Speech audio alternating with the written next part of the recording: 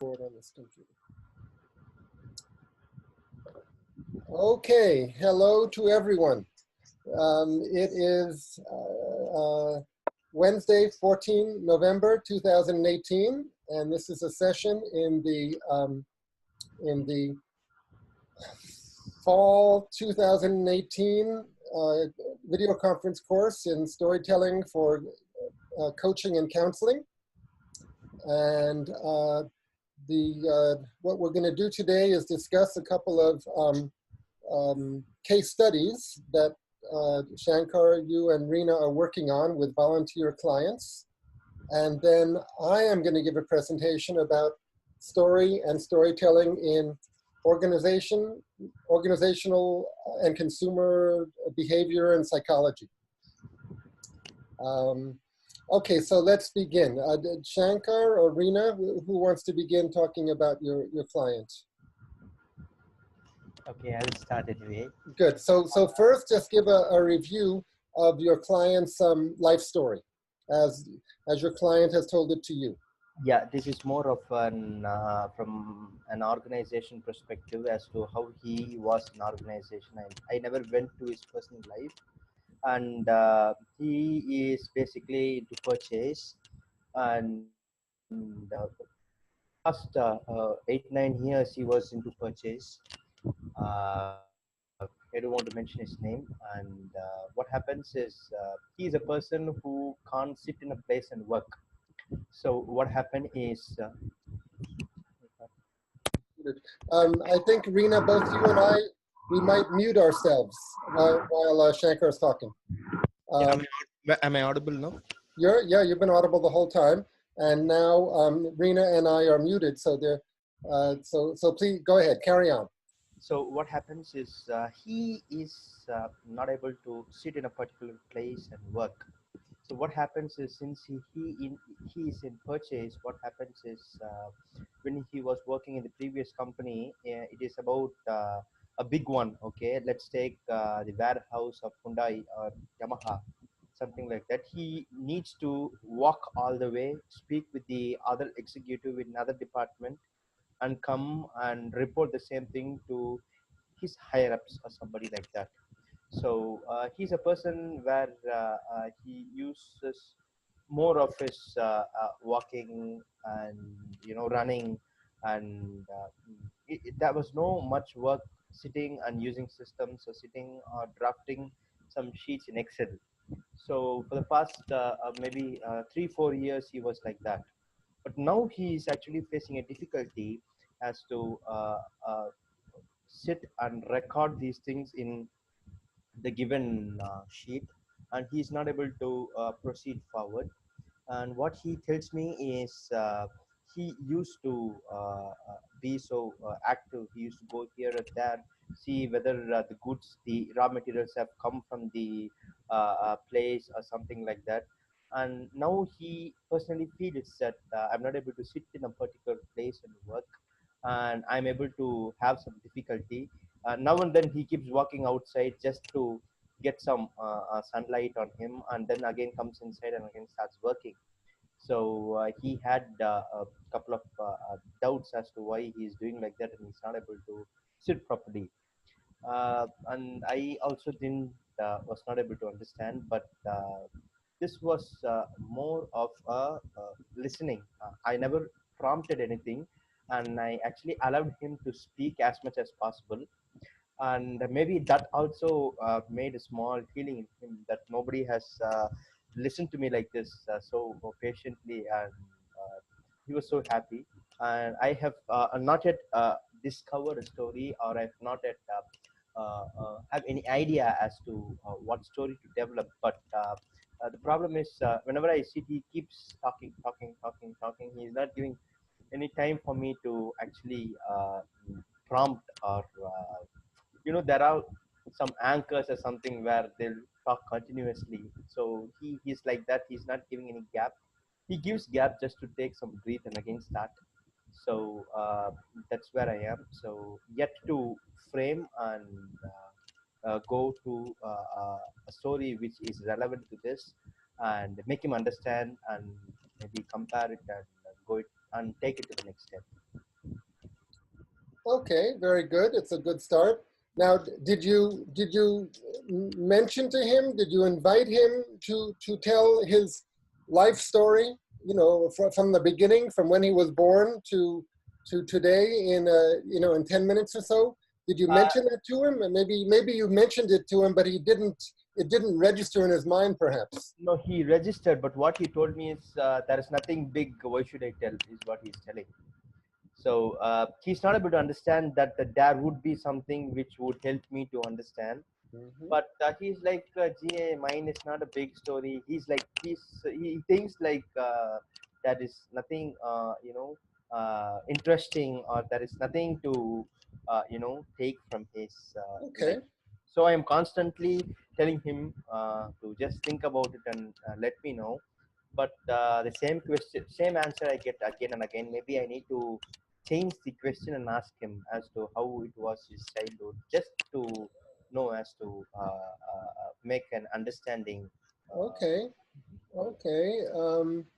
So he is resisting telling his life as a story, but he Yes, is giving one episode of the yeah, story. one episode of the story. And this episode that he's giving is a sort of, as I heard it, and you know, many times you have to hear this like 2 or 3 or 4 times to really understand it. But on the first hearing, what I heard was that some time ago it was going well, and he was functioning and he was happy. Mm. But something has happened in the last set of time where he's no longer comfortable, he's no longer physically comfortable, he's no longer socially comfortable, and he's not happy at the moment. Yes, Right? yes, Okay, so then you need to get a very clear sense of you know, what is making him uncomfortable, what has changed, and then what he could possibly do about it. yeah. Do you have a sense of those things? Tell us again. Oh, Veena, go ahead. Go ahead. Uh, See, what I could understand, Shankar, was maybe the volunteer is still not very comfortable, because there has to be some element of trust. If he or she has to share the life story, there has to be some trust building there. So, rather than just straight away coming to the life story, it's important that you spend some time with that person, let him open up. Maybe then he would come up with more, I feel. So he's more of a genuine person. A genuine person in the sense he used to come have lunch with me, sometimes snacks or something. He used to come with me when I call. The bond is not a problem, but I feel personally he's not feeling that secured with a new organization or something like that. So maybe that is actually stopping him. Maybe after a few days, I can actually get what is required. Okay, so try to frame it in this way that what we're trying to figure out is what has changed either internally or externally in his life, you know, inside him or outside him, that is making the situation difficult now. Because it sounds like it was okay for a long period of time, but there's been some sort of change.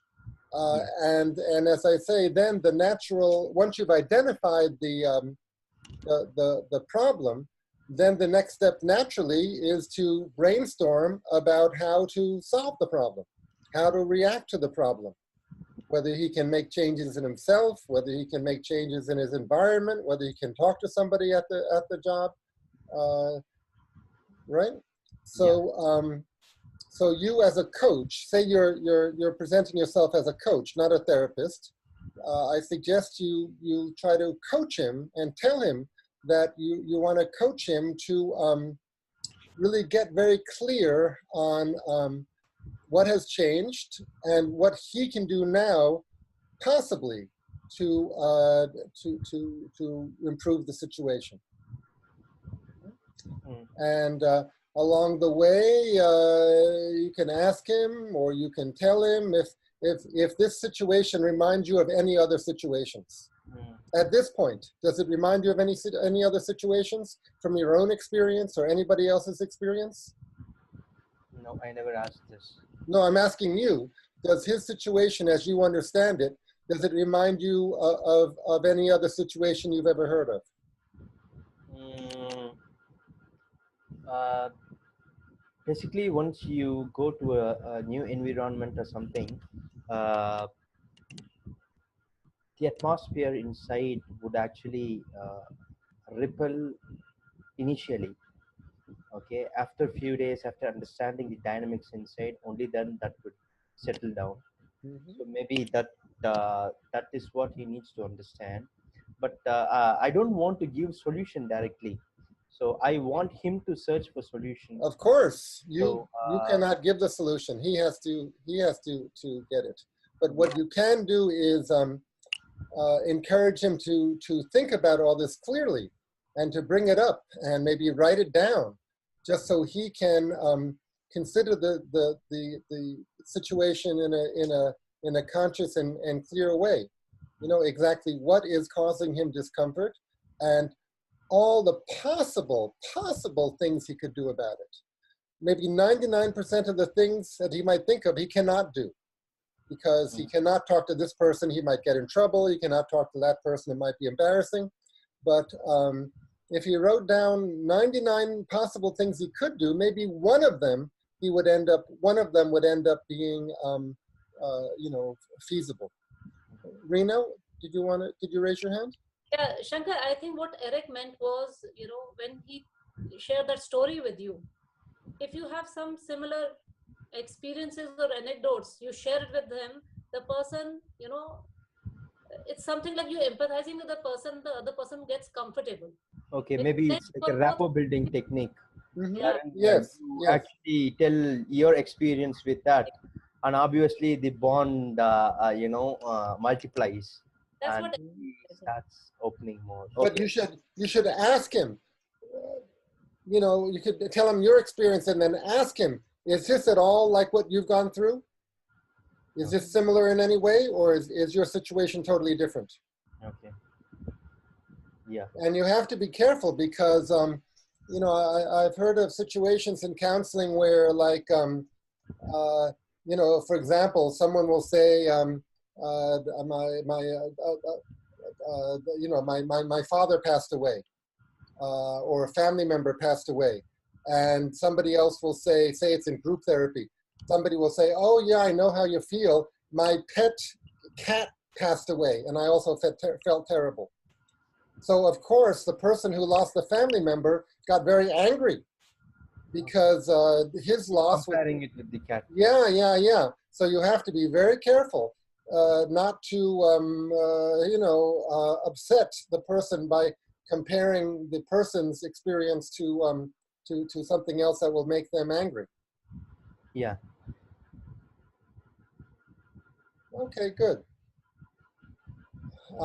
So this story fits in a familiar pattern of problem and then searching for a solution. Yeah. And not just a problem, but once upon a time, long ago, there was a golden age where things were beautiful, things were perfect. It's like the Garden of Eden. But then there was a fall from grace. And now the question is, how can we get back to the garden? How can we put the pieces together and reformulate the situation so it is once again heaven on earth, to give it a kind of mythical flavor. So good. Keep working with that client and see, slowly if he will open up and clarify things further. Okay. Yep. Great. Okay, Rena, tell us about your volunteer client.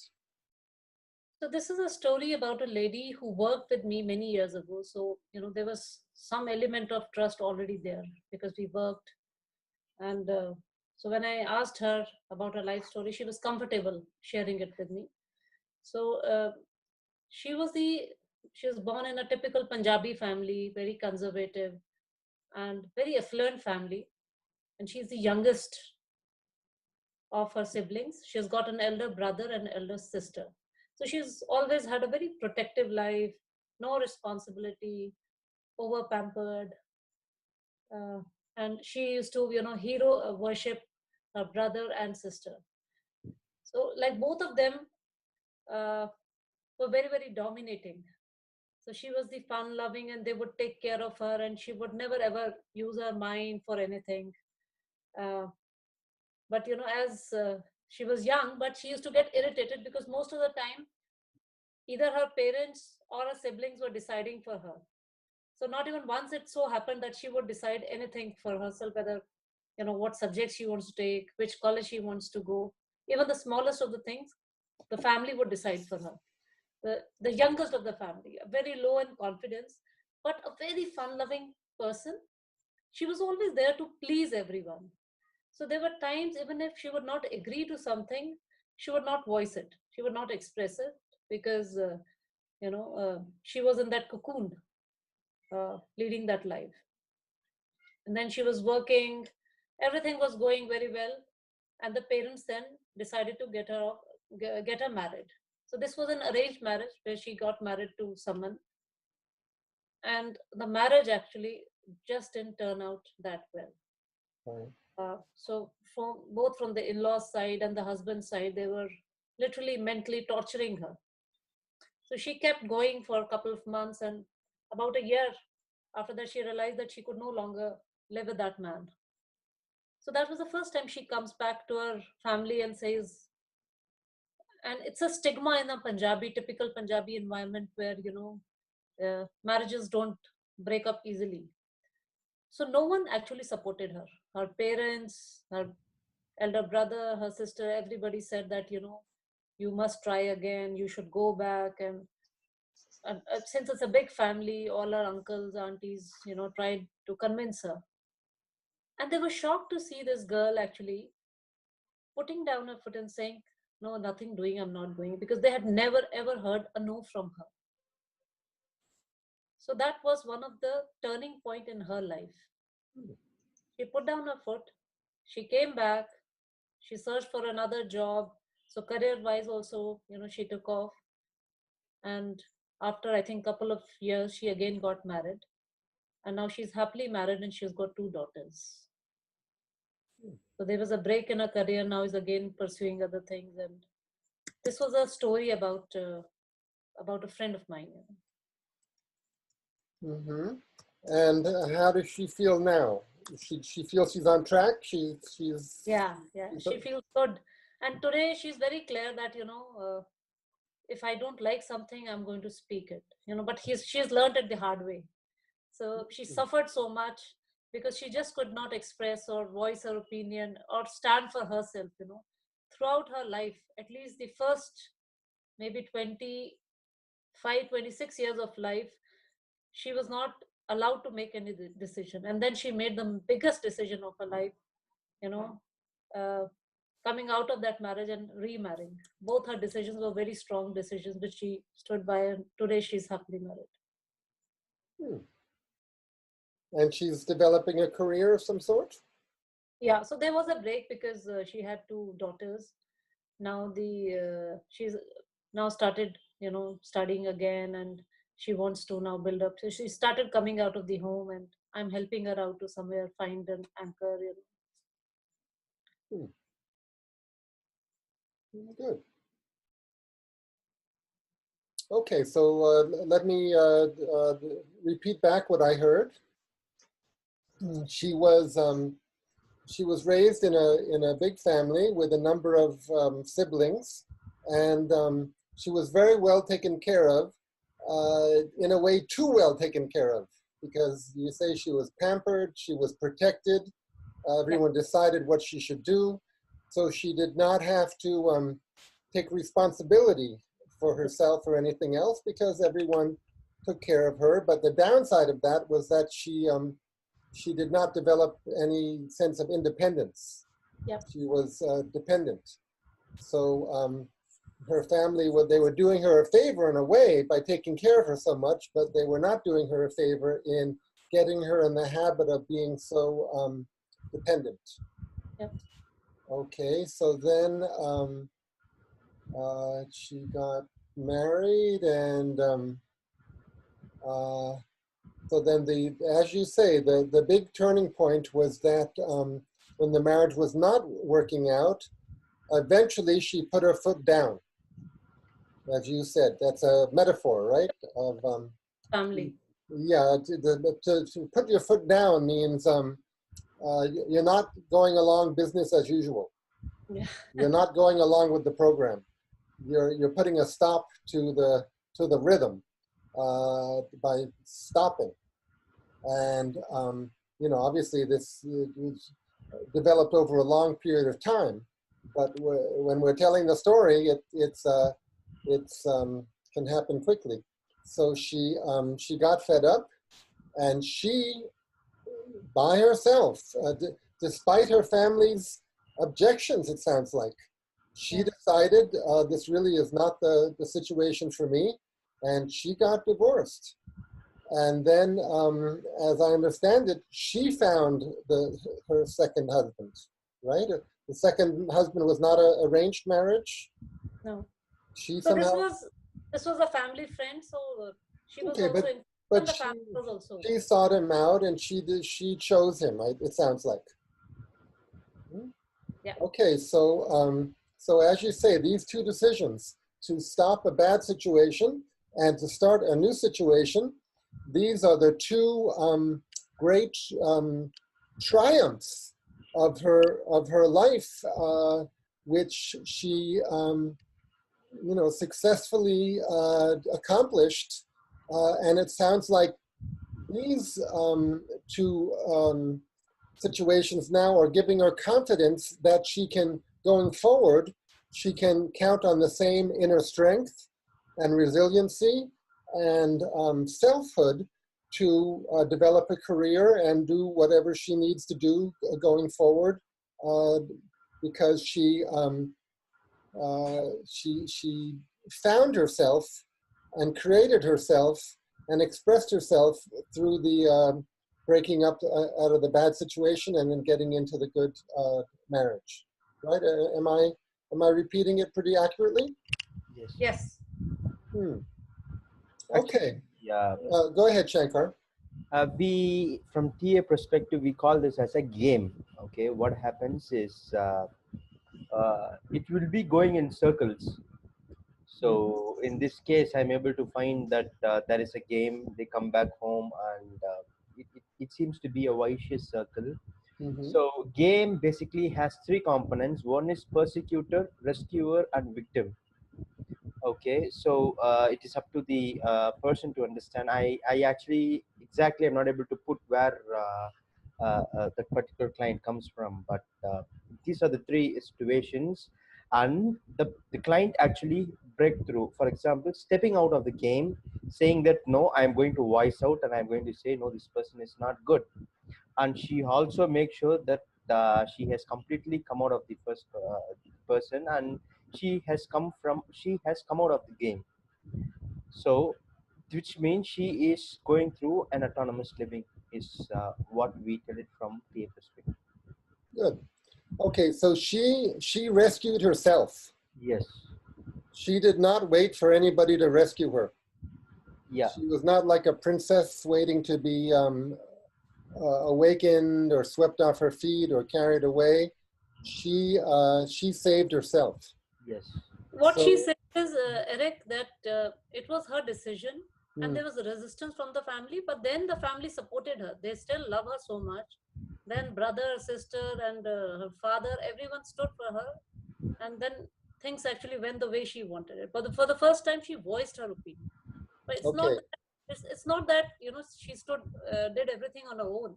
So there was support from the family. but she turned the tide, to use Yeah, a yeah, metaphor. It was going in one direction, and she put her foot down and she said, "No, this is really not possible." And so then her family followed her. yeah, yeah. Yeah. So if you want to get into the real drama and feelings of her life, if she wants to, the thing is to remember her thought process and the conversation she had with herself and others while she was going through this decision-making process. Right. While but one day it dawned on her, I'll role play as her, I just can't take it anymore. I know my family says I should go along with this. I know everyone expects me to go along with this, but I realize today, maybe because of a particular thing that happened today, I just can't do it, and I'm not going to do it. So to explore the situation fully, you want to get into the particulars of what was the straw that broke the camel's back, in terms of her having the realization, the revelation that she had to get out of this, and she was able, she had the self-confidence suddenly to get out of it.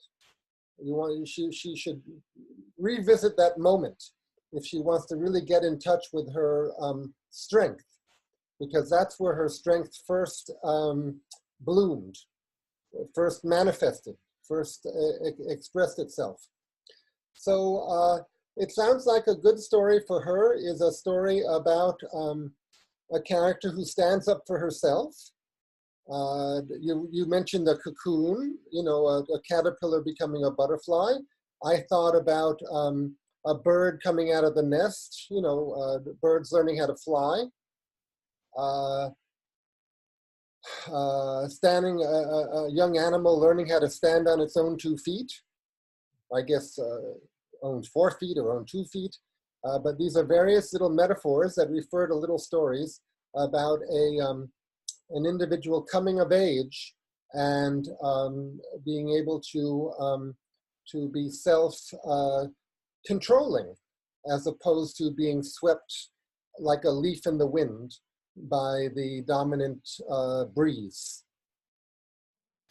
So it sounds like, you see, if she could make a story that was sort of not monumentalize, but what's the word?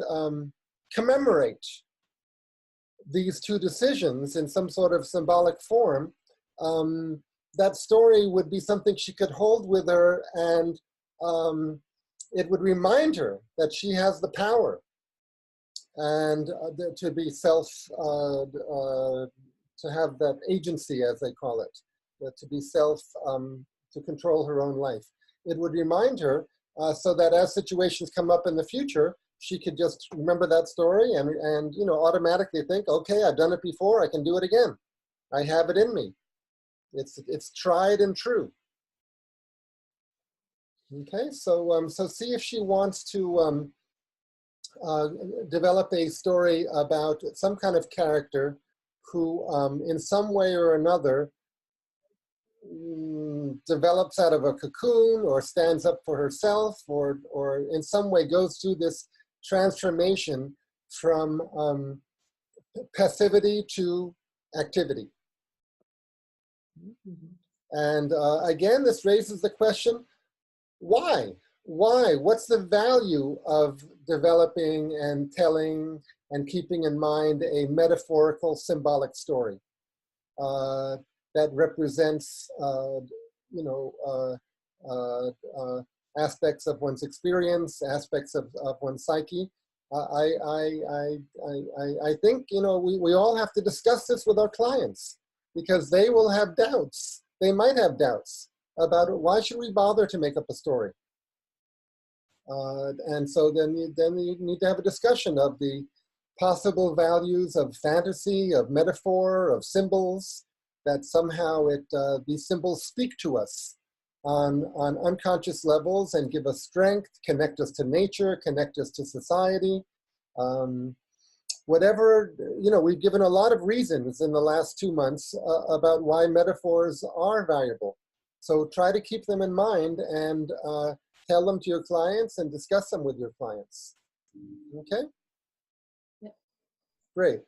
Okay, so it sounds like both of you are working with clients who are within a week or 2 or 3, or if you have another meeting with them, they're going to help. Or Shankar, you said your client himself had come up with a story or might come up with a story? No, I need to work on it. I need to actually tell him that no, first I need to share my own experience so that I can build a rapport. Once I build a rapport, then obviously I would be permitted to actually no, I would actually, whatever I say, maybe he can take it inside, because since the rap was built, Hmm. so maybe I need to share my own experience with him. Yes, and share your own inspirational story that you made up for yourself, or you can share any of the stories, I think. I don't think anybody would mind in this course that people have made up for themselves. Yes. Maybe don't mention anybody's names, Yeah. but we have to check this with everybody, but I'm pretty sure people won't mind. You certainly are welcome to use mine about the bamboo. Okay, so shall we go on now to the next? Go ahead, Rena. Yes. So Eric, now if the client comes up with a story and we feel that there are certain things which can be added, or shall we give suggestions? It's their story. Do you think it is okay to tell them? Yes, give suggestions, but you always have to ask them if they like that suggestion. Okay. Give suggestions and give examples. Of what you did for yourself or what other people, or like every statue that's in a city, it's a monument. It's a commemoration of a life, and a monument and a commemoration of an ideology, of a way of behavior, of a way of thinking, of a way of social action. So encourage them to think about the statues they see every day as they walk through their city, and encourage them to make their own statue, or their own painting, or their own celebration or commemoration of positive things that have happened in their lives, or they would like to happen in their lives. People like to make monuments, commemorations of inspirational things, right? That's how we create culture. That's one way we create culture. We set it up, we create it, and we put it in public so other people can see it. And so the young people can see it. Okay? So discuss all this. I really believe in discussing all of this with clients so they can really be in on the creative process. Okay, are you ready for organizational psychology and consumer behavior? Yes. Okay, first I'm going to show you some notes about organizational structure and behavior. And what I really need is examples. If you can think of any examples that relate to what I'm about to show you, especially from the Indian context, I'd be very grateful. Because as you know, I'm from New York, and even though I've lived in India now, almost 20 years, I don't know that much about certain things. Plus, I don't watch television. So I don't know which cricket players are the celebrity endorsers of what products. Things like that, I just don't know. Any suggestions that you can think of now or by email, I'd be very grateful. Okay, now I'm going to put us on shared screen. Let's see. Okay.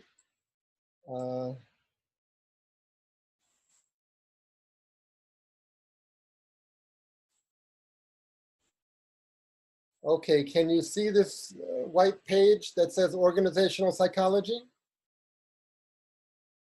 Is it big? Should I make the font bigger? Really, give me feedback about this. Here, I'm making it a little bigger. Is that size okay, or should I make it bigger or smaller? Yeah, I'm able to see. No problem. It's good. It's good. It's okay?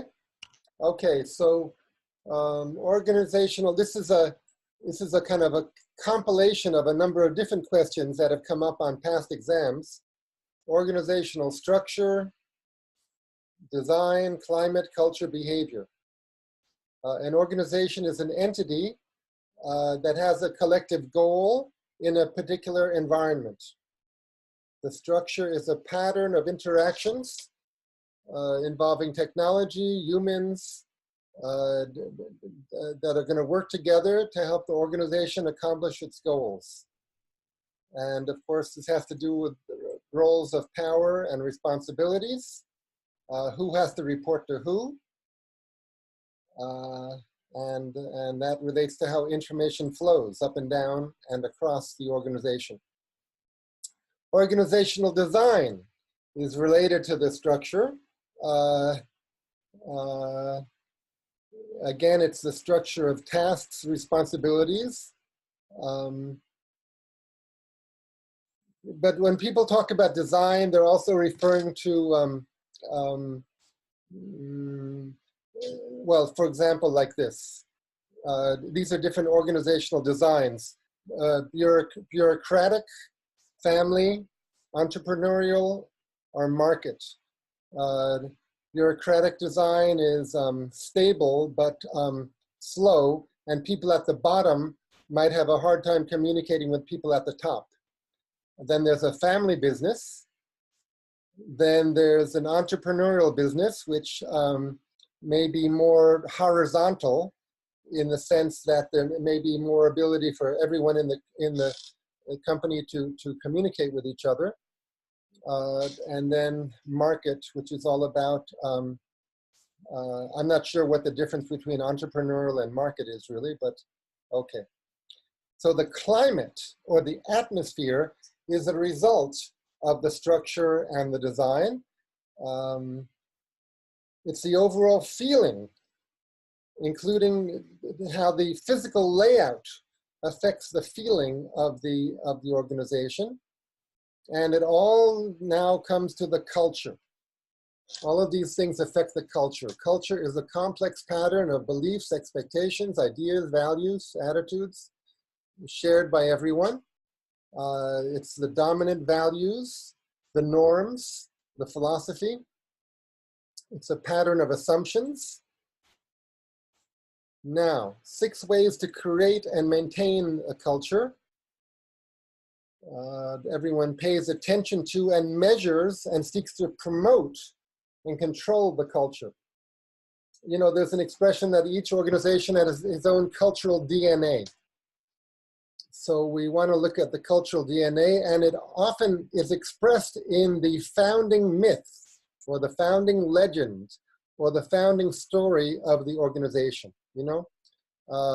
Many organizations, many businesses, they began that there was a fellow who was just selling apples on the street corner. But he was so determined and so efficient, and so dedicated and so honest and so helpful that the company built up, and today he's a billionaire. So that is one type of story, from rags to riches. What is, I'm asking both of you now, what is the kind of founding story of the Ambani empire? I know there are 2 brothers now. Was the company founded by their father or something? Or how did the Ambani business empire begin? What is the cultural DNA? What is the culture and very brief history of the Ambani project? Okay, so I'll go first.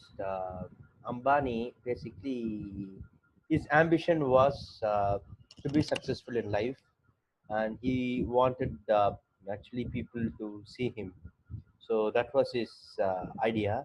But initially, he had big dreams, but he did not have sufficient funds, or he was in a lower level. Uh, he was from a lower level family, so he was working in petrol bunk. Even though he was working in petrol bunk, he had an idea of like, I will be owning this petrol bunk. So he had lots of ambitions, lots of ideas, and slowly he worked on. And before that, he had his own foundation, and he had his own ethics which he followed. Maybe that can be that he also transferred it to the organization. So that later became the organization's culture. So What ethics? What were the ethics? ethics in the sense, he has not even cheated any of his suppliers. or something like that. So he treats suppliers really, really, really important, and at the same time he also gives more number of benefits to his clients and to their shareholders.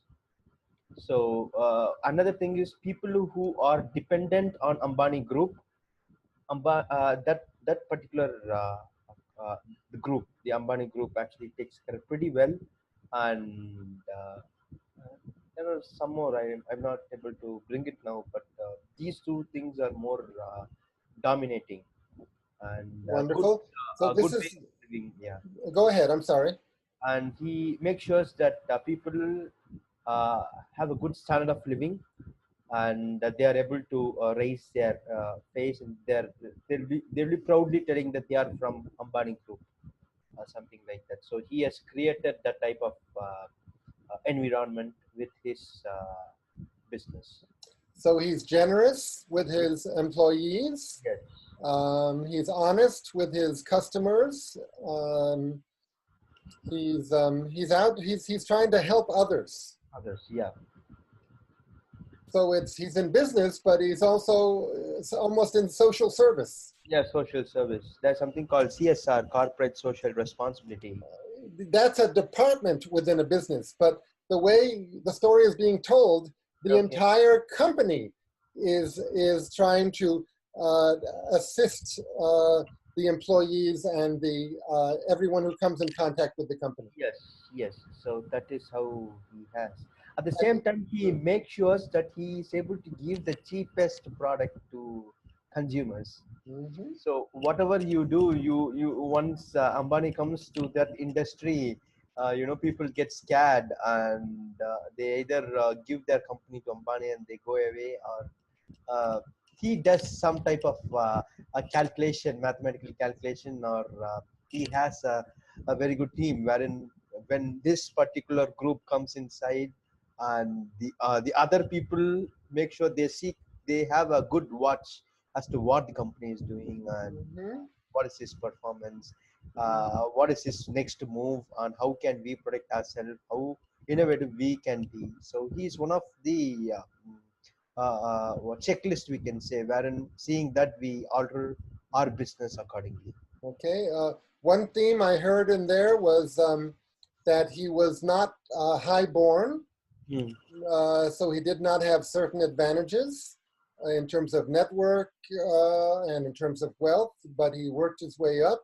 So that's reminding me of a number of characters in Mahabharata who were discriminated against because they were at least they were perceived as being not high caste. Yeah. But they I'm thinking of Karna. But it turned out Karna really was one of his parents was a god, right? Yes. Yeah. So, but people didn't know that. And I think maybe he didn't know it for some time.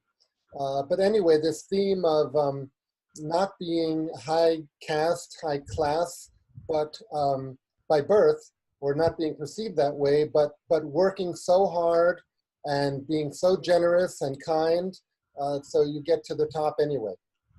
Yeah. Mm-hmm. Reena, would you add anything to this story, as you know it, as an Indian citizen? No, I don't get you. I'm asking Reena, would she add anything to this story? I mean, this story is public knowledge. Different versions of the story. A company, a family that is so famous, it's well known, just like the Mahabharata is well known. And well, okay. So is there anything you would add to this story? So, Arik, there are many versions to the story. There's some bits and pieces which Shankar said, which I don't agree to.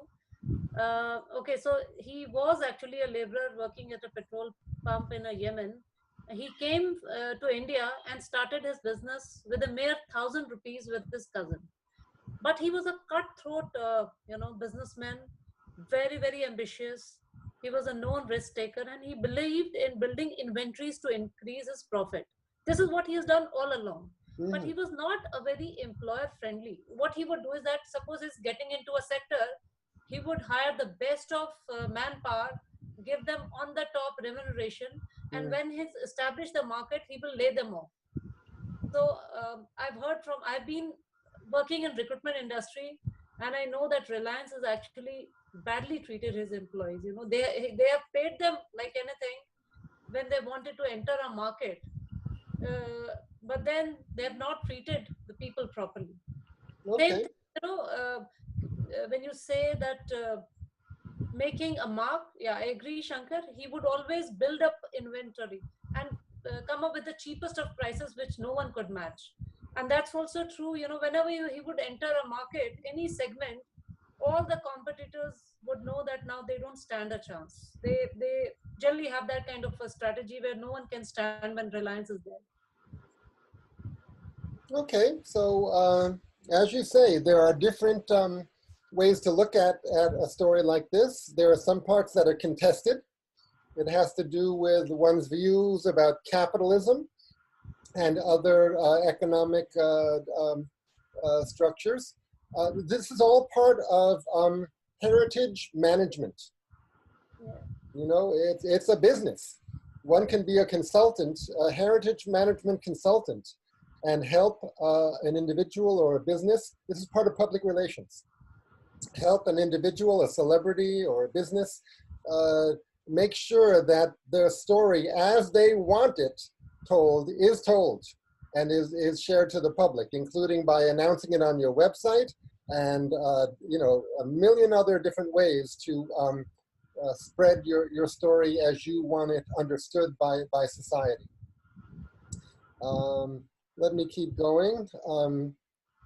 The organization can celebrate its culture as it wants to tell it in rituals, ceremonies, and stories. Ritual, really the original meaning is a ritual for a god at a temple, right? But now ritual is also used to mean any activity that one does out of habit. And, people will say, it's a ritual for me to look at my email. So it's a habit, but it's a habit that puts you in touch with something important. So organizations will have rituals that will help. Go ahead. Yes, go ahead. So this is very interesting. I used to work for a recruitment agency called MAFA Management Consultants. So they're also based out of Chennai. Yes, I've heard of them. So there was a ritual which we used to have every morning.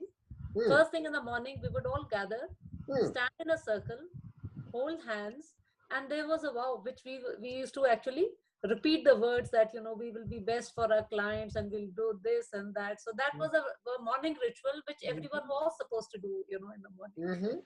It reminded me of that. Yes. Okay. Now, of course, when people are hired into a company, they have to be socialized. They have to learn the culture and adopt the culture. They have to take it to heart. And one way this happens is you need to invite employees to question their old beliefs and leave their old beliefs behind. If their old beliefs are different from or contradictory to the beliefs of the company. So they need to question their old identity, their old philosophy, their old point of view, and take on the point of view of the company.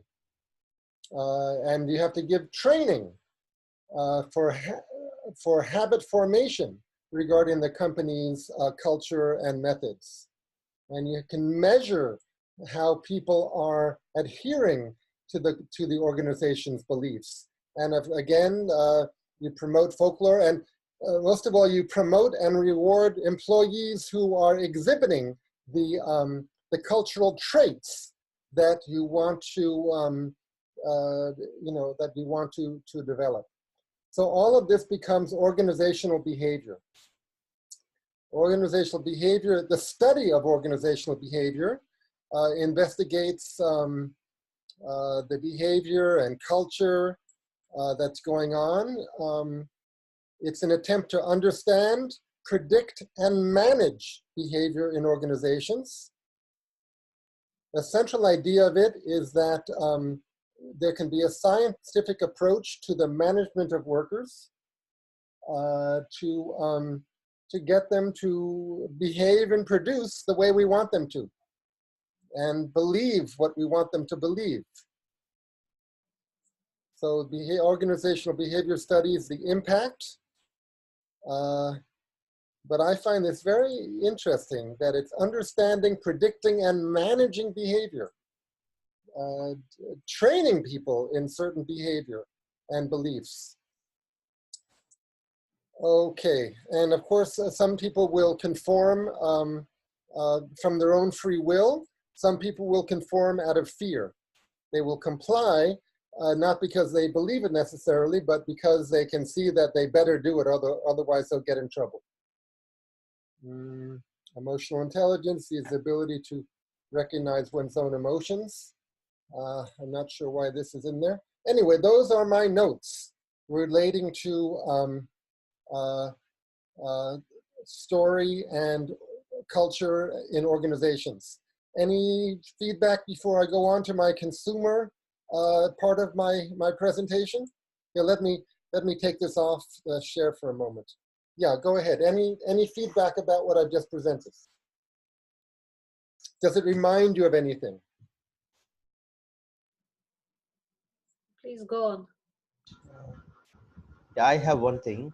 I just want to know from where is the source actually? Is it from the Madras University, the book they give for distance learning, or it is? Yes, it's from that. Okay. But in addition, a little bit from the internet and a little bit from another textbook that was recommended to me by a professor in the department. Okay. See, over the, I'm taking this exam again. I won't tell you how many times I'm writing this exam. That's okay. But over time, I have accumulated knowledge from a number of different sources.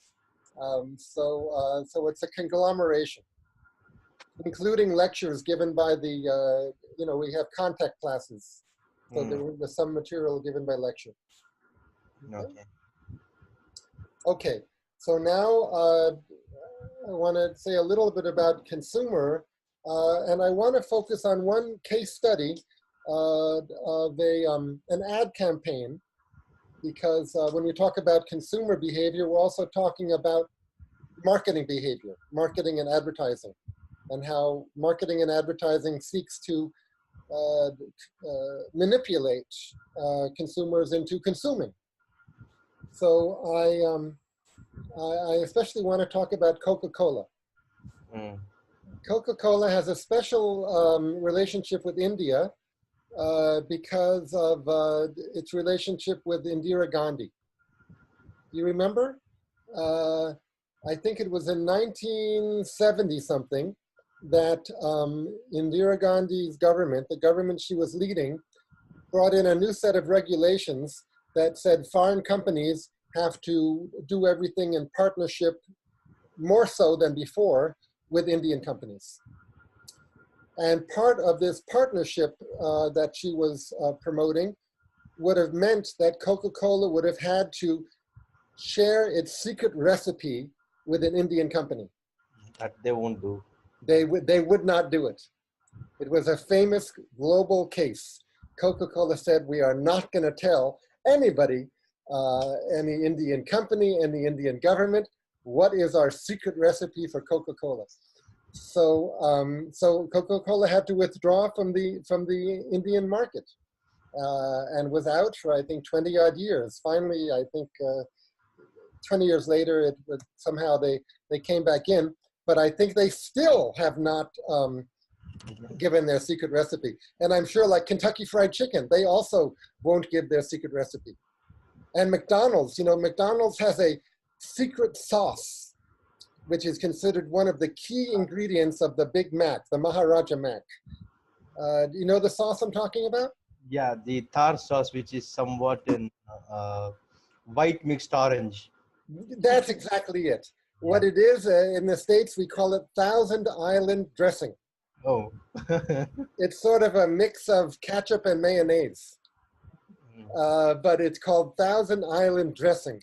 But McDonald's will not call it Thousand Island dressing. It is their secret sauce, which they are very protective about, and I'm sure they don't let anyone know exactly what is in their special sauce.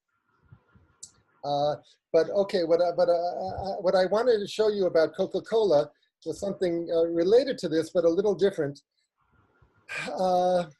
In 1971, they came up with an advertisement with a jingle, a song that was very catchy and actually beautiful. And they used it. I'm going to show you the ad in a moment. And I hope that you'll be able to hear the music also. If not, you can watch it later. I'll give you the YouTube link. But this was 1970. The war in Vietnam was still going on, which many people were protesting in the USA. And there were a lot of protest songs like, if I had a hammer, I'd hammer in the daytime. I'd hammer in the nighttime all over this land. If I had a song, I'd sing out justice. I'd sing out freedom. I'd sing out love between the brothers and the sisters all over this world. If I had a song, I would do it. Then there was another song, how many years does it take for people to see? The answer, my friend, is blowing in the wind. The answer is blowing in the wind. How many years does it take for people to see that violence is wrong, that war is wrong? These were protest songs, coming out of Bob Dylan. Peter, Paul, and Mary sang these songs. I'll send you these links. So Coca-Cola came up with a song which was similar in melody and words to a number of these protest songs. But of course, they were not protesting war. They were saying, buy a Coca-Cola. Okay, so now I'm going to try to show you Coca-Cola's song, which, by the way, a couple of years after the ad campaign, the song was modified and put out as a pop song and had success. It went near the top of the charts.